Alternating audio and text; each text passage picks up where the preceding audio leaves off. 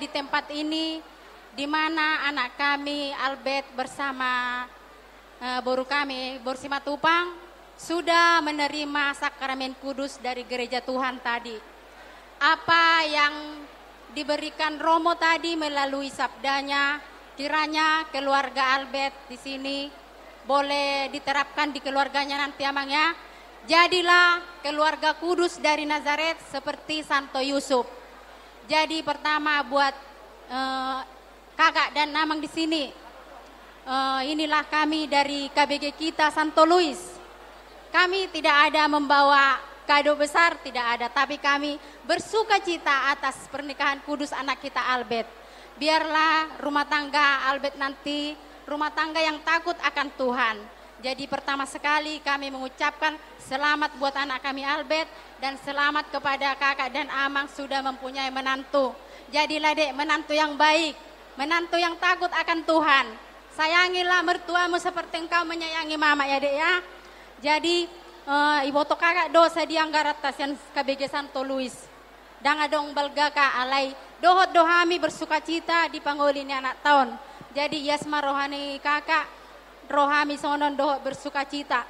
Mau lihat ma di sudi akau dangata tarlumowi ma di gereja Katolik. Boy kita bersuka cita merayakan pernikahan anak kami Albert. Jadi mau lihat ma di hita dohoni ma hatasian kami. Mau lihat.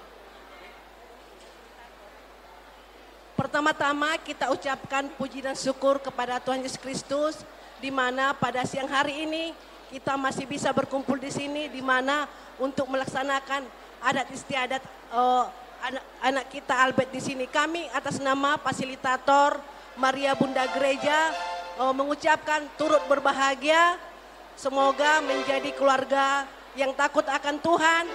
Apapun yang kalian pelajari selama di KPP kemarin, boleh kalian jalankan dan kalian amalkan itu di dalam kalian menjalankan batara rumah tangga kalian.